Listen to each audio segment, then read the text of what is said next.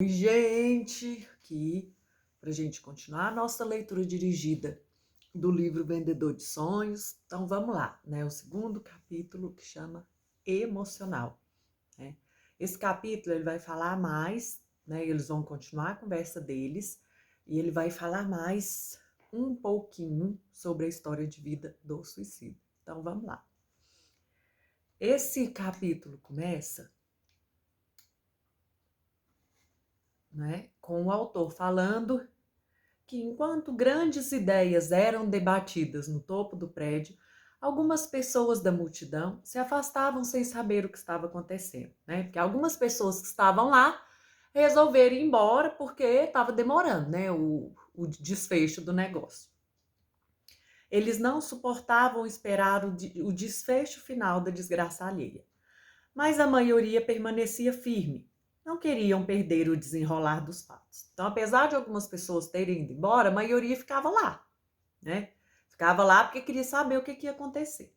De repente, apareceu no meio do povo um homem aparentemente bêbado chamado Bartolomeu, que era mais um ser humano com cicatrizes ocultas, embora extremamente bem-humorado e em alguns momentos petulante. Ele tinha os cabelos desarrumados, relativamente curtos, que há semanas não viam pente nem provavelmente água. Tinha mais de 30 anos, pele clara, sobrancelhas exaltadas, rosto um pouco inchado, que escondia cicatrizes da surrada existência. Ele trançava as pernas ao andar, de tão bêbado que estava. Então, assim, é a figura típica de bêbado, né? Daqueles bêbados que andam na rua, que ficam nas praças, né? Aquele de morador de rua. Com a voz pastosa e língua presa, né? Que a pessoa que tá bêbada não tem, assim, uma dicção muito boa. Esbarrava em algumas pessoas e, em vez de agradecer pelo apoio, reclamava. Para uns, ele falava que tinha atropelado ele, né, que era para ter paciência, que ele estava na mão esquerda, e para outros, ele pedia licença e falava que estava com pressa. Aí ele deu alguns passos, acabou caindo numa sarjeta, né, que ele já não tava assim, com muita destreza nas pernas. Aí, para ele não cair no chão, não machucar, ele tentou se apoiar onde pôde, só que ele não olhou aonde que ele estava apoiando. E aí ele apoiou numa velhinha e acabou caindo por cima dela. Agora vocês pensam a cena, o bêbado tá lá, de repente ele apoia na senhorinha e cai ele com a senhorinha. A coitada quase quebrou a coluna, porque levou um susto, né, uma mão grande em cima dela. Tentando se desvencilhar dele, ela deu uma bengalhada na cabeça e pediu para ele sair de cima dela e falou que ele era tarado. Só que ele não tinha força para sair. Ele tentava, mas não conseguia. Aí ele vendo que a velhinha estava gritando e estava causando um alvoroço, ele começou a gritar mais alto que ela, pedindo socorro, pedindo para alguém acudir ele, para alguém tirar de lá, que a velhinha estava agarrando ele. As pessoas próximas deslocaram os olhos de cima para a terra. Aí o pessoal parou de olhar o que estava acontecendo lá em cima do prédio e começaram a ver qual que era o alvoroço que estava acontecendo lá embaixo. Aí eles olharam a reação do bêbado e, percebendo que ele estava querendo dar uma de esperto, tiraram ele de cima da velhinha e deram uns empurrões nele e falaram para ele sair dali, para ele ir embora. Mas ele, não querendo sair por baixo, né, porque ele era uma pessoa egoísta, arrogante, falou, né, todo atrapalhado, né, agradeceu pelo empurrãozinho. Custou falar, porque ele estava tão bêbado que as palavras não saíam. Ele tentou 3 vezes para conseguir falar empurrãozinho. E depois tentou sacudir a poeira da calça e quase caiu de novo. A velhinha que estava de prontidão, quando ele começou a falar mal dela, ela levantou, pegou a bengala para dar outra bengalada nele. Mas aí ele conseguiu sair a tempo, né? Ele conseguiu sair a tempo, ele saiu de perto dela. Aí ele começou a andar. Enquanto ele andava entre as pessoas, ele ficava se perguntando por que todo mundo estava ali tão compenetrado, né? Todo mundo tão atento ao que estava acontecendo lá em cima. E ele achou que as pessoas estavam vendo um ET, né? Um extraterrestre. Aí ele olhou para o alto do prédio com muita dificuldade e tumultuando o ambiente ali, né? Tentando passar por entre as pessoas. Ele começou a gritar que estava vendo um ET, que ele era amarelo e chifrudo e que ele tinha uma arma. Na verdade, ele estava alucinando, ele estava tão bêbado que ele estava tendo alucinação.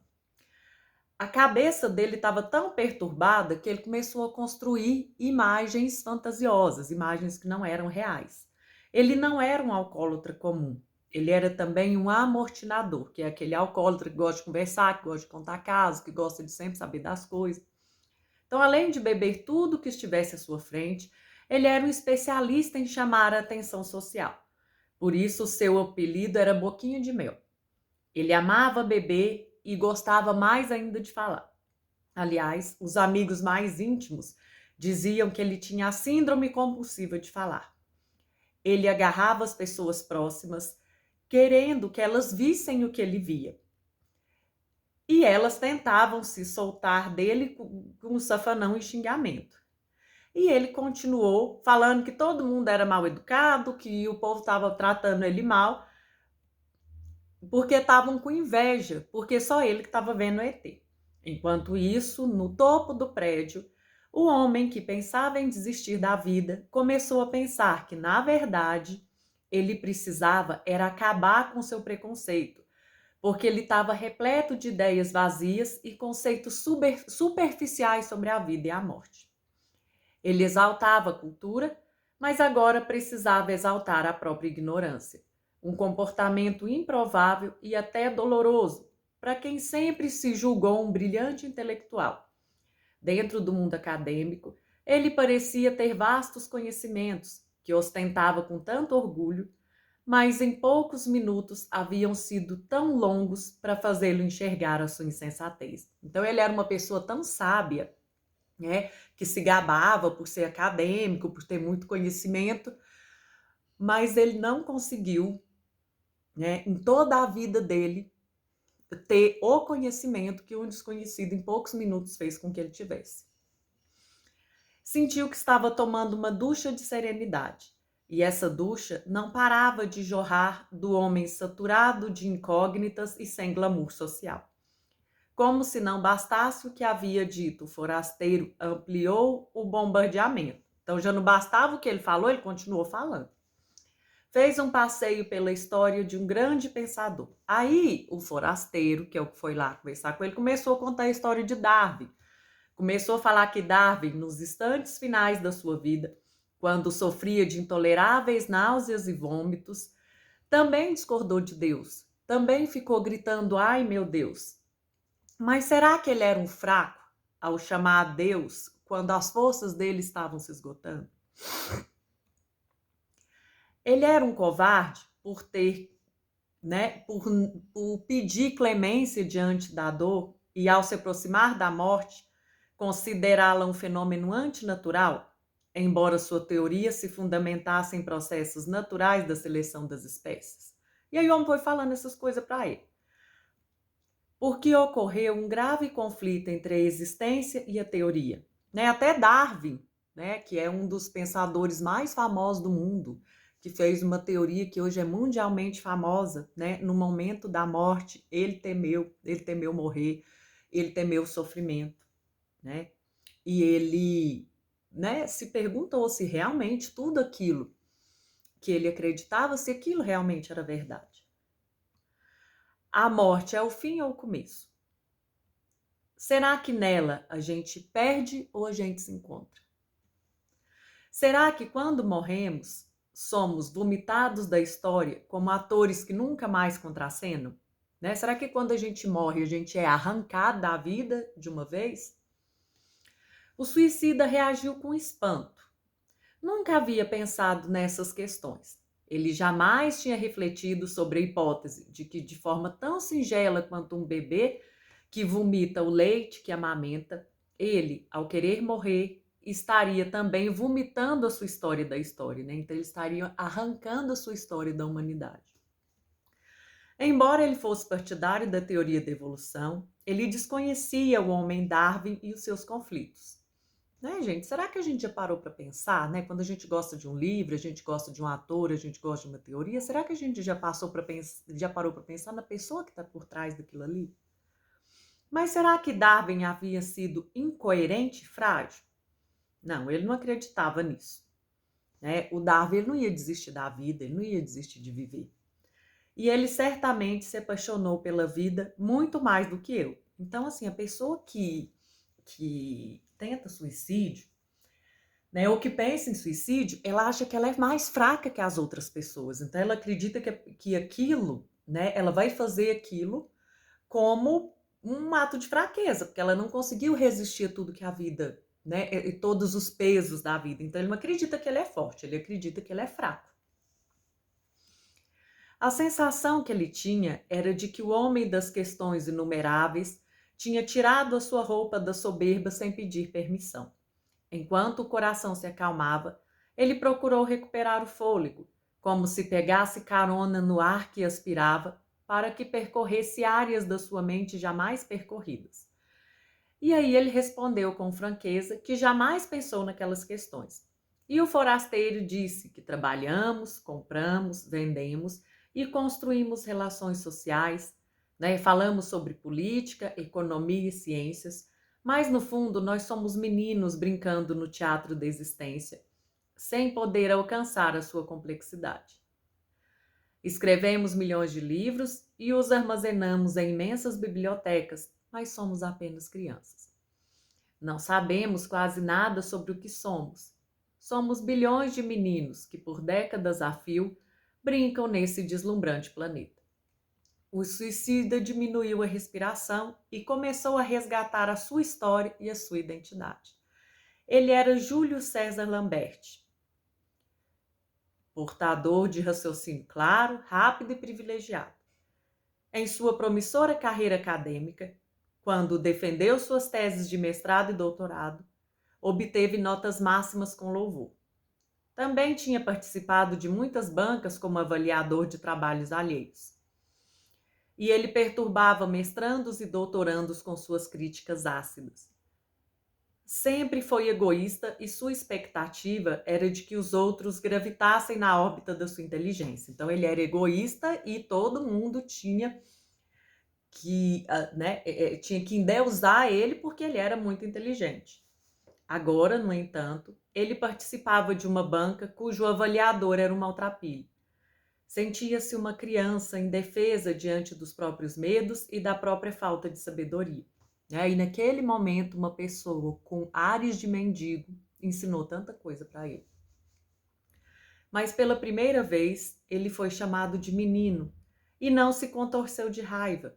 Pela primeira vez, teve prazer em reconhecer a sua pequenez. Já não se sentia um homem diante do próprio fim.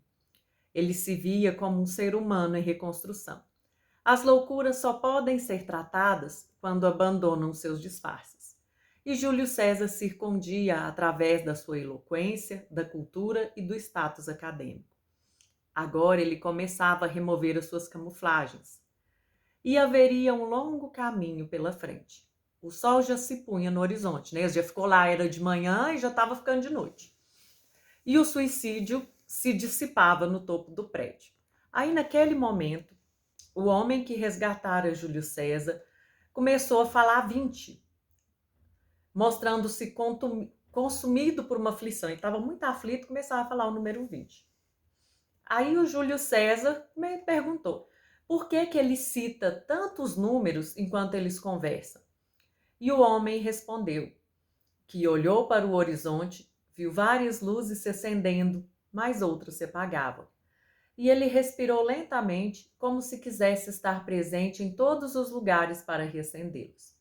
Ele virou o rosto para o Júlio, olhou profundamente nos seus olhos e falou bem suavemente que no breve intervalo de tempo em que eles permaneceram no alto daquele prédio, 20 pessoas fecharam os olhos para sempre. 20 pessoas desistiram de viver. 20 seres humanos não deram o direito de defesa a si mesmos, como ele não dava. Pessoas que um dia brincaram, amaram, choraram, batalharam, recuaram. Agora deixam um rastro de dor na memória dos que ficam. Júlio César não entendia a sensibilidade daquele homem. Quem seria ele? O que ele teria vivido para ter uma afetividade tão grande? E o professor tentava definir o intruso, sem sucesso, e num lance de olhar, percebeu que ele estava chorando. Era uma reação incompreensível para um homem tão forte. Parecia que penetrava na dor indescritível dos filhos que perderam os pais e cresceram se perguntando por que ele não suportou. Ou parecia que percorria a mente dos pais que perderam os filhos e que, apesar de frequentemente terem feito muito por eles, se contorcia de culpa, alimentado pelo pensamento de que eles teriam feito para mudar aquilo, ou o que eles não fizeram, que acabava culminando naquilo lá. Ou ainda parecia que o invasor chorava porque resgatava suas perdas desconhecidas. O fato era que tanto as palavras como as lágrimas do forasteiro fizeram Júlio César se desarmar completamente. O intelectual começou, então, uma viagem para os trilhos da sua infância e não suportou. Aí começou a chorar também. Como poucas vezes na vida, ele chorou sem se importar com as pessoas que o observavam. Era um homem de cicatrizes profundas. Aí ele começou a lembrar de quando ele brincava com o pai dele, que o pai dele beijava ele e chamava ele de meu filho querido. E suspirando fundo, falou de algo que julgava ser proibido, algo que nem mesmo para os seus colegas mais íntimos ele tinha falado. Que é algo que estava enterrado, mas que continuava vivo e influenciado a sua maneira de interpretar a vida. O pai dele tinha abandonado ele quando era criança, sem dar explicação. Aí ele começou a contar como é que aconteceu. Enquanto ele assistia um desenho na televisão, na sala, ele ouviu um barulho forte que vinha do quarto. Quando ele chegou lá para saber o que estava acontecendo, viu que o pai dele estava sangrando, caído no chão. E ele tinha apenas 6 anos. E gritava sem parar, pedindo ajuda, mas a sua mãe não estava em casa. Então ele correu para os vizinhos, mas ele estava tão desesperado que por alguns momentos ninguém entendeu a sua crise. Ele mal começava a vida e já perdia a sua infância e a sua inocência. Aí o mundo dele desabou. E ele passou a detestar desenhos animados. Ele não teve outros irmãos e a sua mãe, viúva e pobre, tinha de trabalhar fora. Lutou como uma valente para sustentar, mas pegou câncer e morreu quando ele tinha 12 anos. E ele foi criado pelos tios. Passava de casa em casa, sentia-se um estranho em lares que nunca foram seus. Ele foi um adolescente irritadiço, pouco afeito às festas de família, Mas ele tinha uma razão, porque na maioria das vezes ele era tratado como empregado e tinha que ficar calado. Júlio César havia desenvolvido uma personalidade agressiva. Era pouco sociável, tímido e intolerante. Sentia-se feio e mal amado. Para não se destruir, compensou seus conflitos no estudo. Com dificuldades, entrou para a universidade e se tornou um aluno brilhante. Trabalhava durante o dia, ia para a faculdade à noite, estudava nas madrugadas e nos fins de semana. E, colocando para fora uma raiva jamais superada, ele disse que ultrapassou todos aqueles que zombaram dele e tornou-se o mais culto e bem-sucedido deles. Ele foi um universitário exemplar e se tornou um professor respeitadíssimo. Foi invejado por uns e odiado por outros, mas muitos o admiravam. Ele casou e teve um filho, João Marcos. Mas achou que não foi nem bom amante, nem bom pai. O tempo passou e, em um ano, ele se apaixonou por uma aluna 15 anos mais nova. Ele ficou desesperado. Tentou seduzi-la, comprá-la, e aí ele ficou endividado. Acabou com seu crédito, perdeu a sua segurança e ela o abandonou. Aí o seu chão se abriu. A esposa dele descobriu o seu caso e o abandonou também. Quando ela foi embora, ele percebeu que ainda a amava e que não podia perdê-la. Tentou reconquistá-la, mas ela estava cansada do intelectual que nunca fora afetivo, que era pessimista, deprimido e ainda por cima estava falido. Nesse momento, ele começou a se permitir chorar, algo que nunca mais tinha acontecido depois da morte da mãe dele. E as lágrimas começaram a limpar os olhos com a mão direita. Quem via o autoritário professor não conhecia suas cicatrizes. E ele continuou sua inquietude, relatando que o seu filho caiu no mundo das drogas. Ficou agressivo e sempre o acusava de nunca ter brincado ou ter sido amável, companheiro e amigo. Foi várias vezes internado. Aí, hoje ele mora num outro estado e os dois não têm contato. O filho não quer falar com ele. Então, resumindo, desde os 5 anos ele colecionou incontáveis abandonos. Alguns por culpa dos outros, outros por culpa dele, né? E ele falou isso com muita sinceridade e começou a aprender a retirar os seus disfarces. Assim que terminou, um filme passou rapidamente pela sua cabeça. Ele recordou as últimas imagens do seu pai, as imagens que estavam bloqueadas. Lembrou também que o chamava dia e noite por longas semanas após a sua morte. Cresceu com raiva do pai, acreditando que ele estava preso em sua gaiola emocional, alienado das dores que ele, o Júlio, sentiria no futuro. E agora ele estava repetindo a mesma trajetória. O passado calava mais forte do que sua notável carreira acadêmica.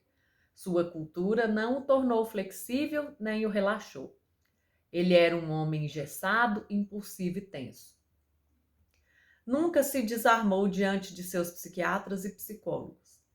Não raras às vezes os criticava fortemente por considerar as interpretações deles infantis para alguém do seu nível intelectual. Convencê-lo era uma tarefa difícil e cansativa. Após rasgar a sua história e expor ela cruelmente, o intelectual se fechou novamente, porque tinha medo que o homem ao seu lado lhe desse uma enxurrada de conselhos, de pensamentos de autoajuda, de informações sem raízes e de orientações sem efeitos. Mas o forasteiro não fez isso. Bom, gente, aí escutando, vendo a história desse homem, a gente entende, né? O que será que esse homem tinha para se agarrar no momento desse? Por que ele não ia querer morrer? Ele não tinha pai, ele não tinha mãe, o filho dele não conversava com ele não fez amigos, né? Então, assim, sempre existe uma história muito triste, de muita tristeza, de muito sofrimento, né? Por trás de uma pessoa que pensa em suicídio.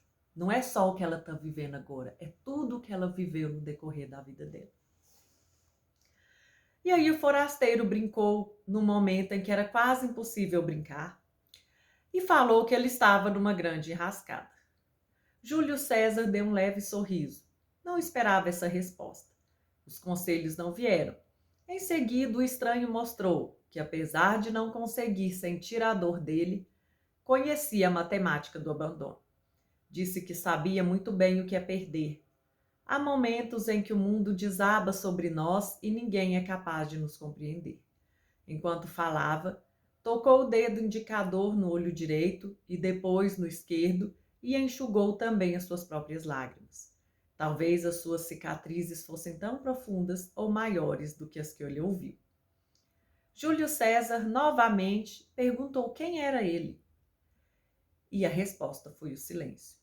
Perguntou se ele era psiquiatra ou psicólogo, porque talvez poderia ser um profissional inusitado, né, incomum, diferente, e o estranho afirmou com segurança que não era. Mas será que ele seria um filósofo? Aí ele disse que apreciava o mundo das ideias, mas que também não era. Então deve ser um líder religioso, né? Ele falou, achando que podia se tratar de um líder católico, protestante, muçulmano ou budista. E ele respondeu firme que não era. Como não teve nenhuma resposta, o Júlio, intrigado, perguntou bravo se ele era louco. Aí ele respondeu que provavelmente sim. E o Júlio não podia estar mais confuso. E ele ia ficando mais confuso, porque o que aquele homem era? O que aquele homem estava fazendo ali? E ele pediu para ele dizer quem era. E ele pressionava ele, contemplado por uma multidão confusa, que não sabia o diálogo que se desenrolava no topo do prédio. O psiquiatra, o chefe dos bombeiros e o da polícia se esforçavam para ouvir a conversa, mas nem sempre era possível. Com a insistência de Júlio, a reação do misterioso homem não poderia ser mais perturbadora. Ele abriu os braços, levantou-os para o alto e falou que, quando considera a brevidade da existência dentro do pequeno parêntese do tempo e reflete sobre tudo o que está além dele e depois dele, ele enxerga sua pequenez. Quando considera que um dia tombou no silêncio de um túmulo, tragado pela vastidão da existência, ele compreende as suas externas limitações e, ao se deparar com ela, ele deixa de ser Deus e se liberta para ser apenas um ser humano. Aí ele sai da condição do centro do universo para ser apenas um andante nas trajetórias que ele desconhece. Suas palavras não responderam às indagações e às dúvidas do Júlio César, mas ele as bebeu. Elas produziram em sua cabeça uma indagação que seria comum na boca de muitos que cruzariam a história do forasteiro. Será que esse homem era louco ou ele era sábio? Ou ele era os dois? Aí ele tentava alcançar as nuances dos pensamentos que ouvia, mas não conseguia.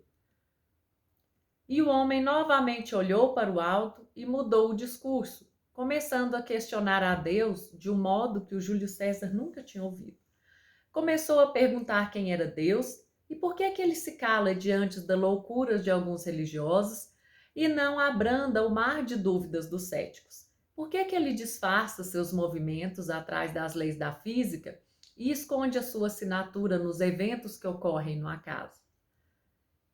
E ele falou que o silêncio inquieta. O intelectual era um especialista em sociologia da religião.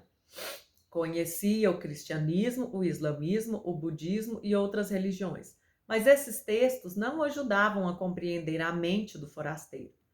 Não sabia se ele era um ateu irreverente ou alguém que tivesse uma intimidade informal com o autor da existência. O notável professor novamente ficou perguntando que homem que era aquele, de onde ele saiu, qual que era a origem dele. As pessoas na sociedade moderna, inclusive líderes de vários segmentos, eram por demais previsíveis. Suas reações transitavam dentro do trivial. Não tinham comportamentos que provocassem a emoção alheia, nem excitassem a imaginação. O que faltava nos normais sobrava no misterioso homem que estava diante de Júlio César. Sua curiosidade para saber a identidade do forasteiro expandiu-se tanto que ele novamente perguntou, mas dessa vez foi diferente. Primeiro, ele reconheceu que sabia muito pouco sobre si mesmo. E falou que ele não sabia quem ele era, mas que queria achar. Mas que ele insistia que ele precisava saber quem era ele, quem era aquele homem. E o homem abriu um sorriso, a meio mastro, e o Júlio começou a falar a sua linguagem.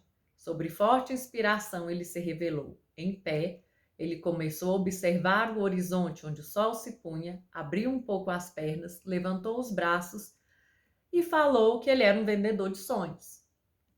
A mente do intelectual ficou... Aí ele ficou ainda mais confuso.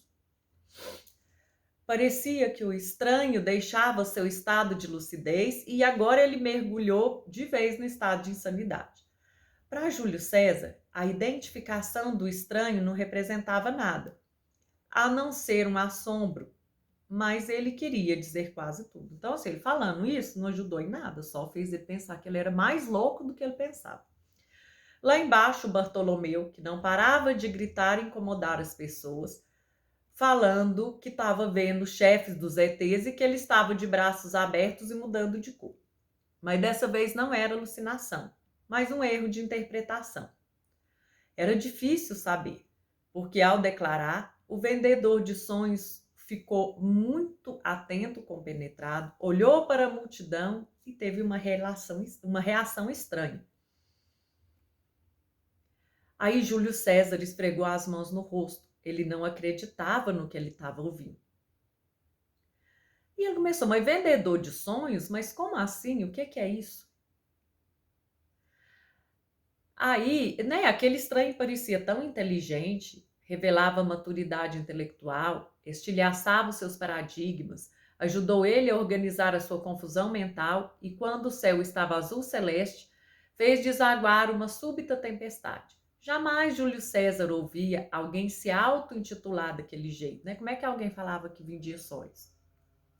O psiquiatra, a 25 metros de distância, ao ouvir a expressão, fez uma análise rápida, né? Ele acreditava e falou para o chefe de bombeiros da polícia que os dois eram da mesma laia, que os dois eram loucos. Não bastasse a estranheza do título, o forasteiro, ao se identificar, olhou para o lado direito e viu uma pessoa no prédio vizinho, a cerca de 150 metros, apontando uma arma para ele.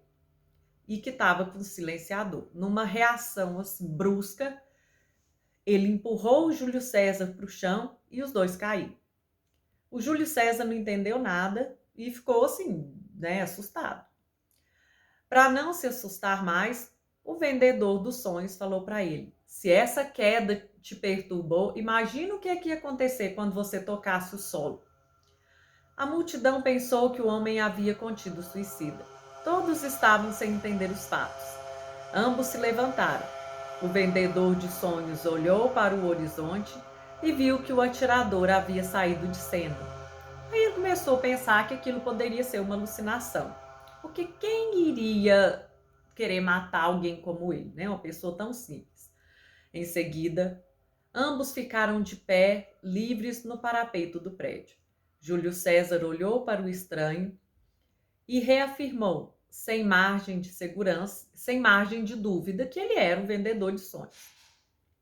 Aí, confuso, o Júlio César, por um momento, pensou que aquele homem estava diante de si fosse um vendedor ambulante ou um vendedor de ações da bolsa, mas com aquelas ideias parecia muito difícil, né? Ou até impossível. E aí ele começou a perguntar, mas como assim? O que você vende? E ele falou que vende coragem para os inseguros, ousadias para os medrosos, alegria para os que perdem o encanto da vida, sensatez para os insensatos e críticas para os pensadores. E o Júlio César, num rompante do orgulho que ainda sobrava para ele, lembrando do tempo em que se sentia um deus por ter muita cultura acadêmica, disse que aquilo não era possível, né? Não tem como uma pessoa ser aquilo que ele falou que ele era. E pensou que estava tendo um pesadelo, que achava que já tinha morrido e não tinha percebido. E nesse momento, ele queria tirar a sua vida porque estava preso no novelo dos seus conflitos. No outro, está mais perturbado ainda porque está diante de alguém que resgatou ele e diz que vende o que é invendável. Vende o que todos procuram, mas não existe nos mercados. E, para sua surpresa, o estranho completou. Ele falou que para os que pensam em pôr um ponto final na vida, ele vende uma vírgula. Aí ele pensou, uma vírgula? Aí ele falou que é uma vírgula. Apenas uma vírgula, para que eles continuem a escrever a sua história. Aí o Júlio César começou a suar. E de repente, ele começou a cair em si, ele começou a perceber o que estava acontecendo. E viu que aquele homem acabou de vender para ele uma vírgula e ele tinha comprado sem perceber. Não teve preço, não teve pressão, não teve chantagem, não teve apelo. Ele comprou para retomar as raízes da sua existência. O intelectual tornara-se aluno do maltrapilho. Foi irrigado por uma suave solidariedade. Colocou as mãos na cabeça para ver se tudo o que ele passava ali era real. E o professor de sociologia começou a ter insights. Ele olhou para baixo e viu a multidão esperando para ver o que ele ia fazer. No fundo, aquelas pessoas estavam tão perdidas quanto ele. Eram livres para ir e vir, mas se sentiam pesadas, controladas, sem suavidade, né? Porque se fossem livres, estivessem felizes, não estavam ali o dia inteiro esperando para ver se o homem ia pular do prédio. Aí ele começou a pensar que faltava para aquele povo liberdade para arejar a própria personalidade. O professor começou a penetrar nas entranhas de um filme cujas cenas eram surreais e ao mesmo tempo concretas. E começou a pensar que esse sujeito será que esse sujeito é real? Ou era uma armadilha da cabeça dele, né, da mente? Porque nunca ninguém o tinha encantado como aquele peregrino. Aí, em seguida, o misterioso homem fez o convite que deixou ele mais intrigado ainda, né? Ele chamou ele para seguir ele e ser também um vendedor de sonhos. O chamamento provocou um burburinho em milhões de neurônios do intelectual, que aí ele ficou pensando, né? O que eu vou fazer agora? E ele não conseguiu reagir. Sua voz se embargou, né? Ele não conseguia falar. Estava fisicamente paralisado, mas pensativo nessa proposta, né? Como é que ele pode seguir um homem que ele conheceu há tão pouco tempo? Mas, ao mesmo tempo, ele sentiu uma atração irresistível por aquele chamamento. Ele estava cansado dos debates acadêmicos. Ele era um dos mais intrigantes intelectuais entre os seus pares, né? Entre os intelectuais, era um dos mais importantes. Mas muitos dos seus colegas, inclusive ele mesmo, viviam no lobo do ciúme e das vaidades intermináveis. Ele sentia que faltava, no templo do conhecimento, na universidade, tolerância, estímulo à rebeldia de pensamento e uma dose de loucura para libertar a criatividade. Alguns templos do conhecimento tinham se tornado tão rígidos como as mais rígidas religiões. E os professores, cientistas e pensadores não tinham liberdade. Tinham de seguir a cartilha dos departamentos. Agora Júlio César estava diante de um homem mal vestido, de cabelo desarrumado, sem nenhum glamour social, mas intrigante, aventureiro, rebelde ao pensamento vigente, crítico, arrebatador, livre e, para completar, que fazia a mais maluca e excitante das propostas, que era vender sonhos. Mas vender sonhos de que jeito? Para quem? Com que objetivo?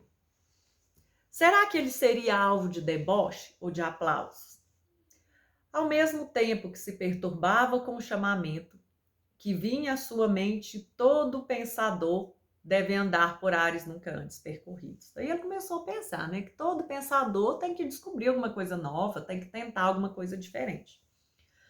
Embora ele tivesse grave transtorno emocional e fosse saturado de orgulho, ele sempre foi ponderado, né? Nunca tinha dado vexame em público. Aquela lá era a primeira vez. Ele sabia que dessa vez ele tinha dado o maior de todos os escândalos.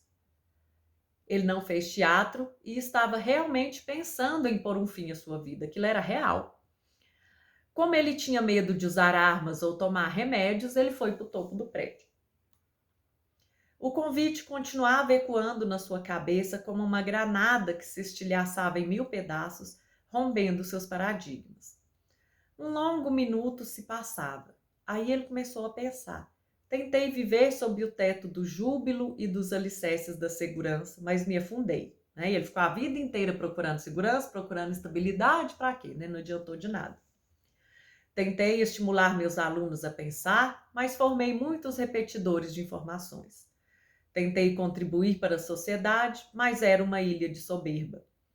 Se conseguir vender um pouco de sonhos para as pessoas, tal qual esse misterioso homem me vendeu, talvez minha vida tenha mais sentido do que teve até aqui. Então ele resolveu segui-lo. E ele, que é o narrador desse livro, né, o Júlio César, é o primeiro dos discípulos daquele homem extraordinário e inquietante, que se tornou seu mestre. Ele foi o primeiro que arriscou seguir uma jornada sem destino, sem agenda, completamente imprevisível. Será que é loucura?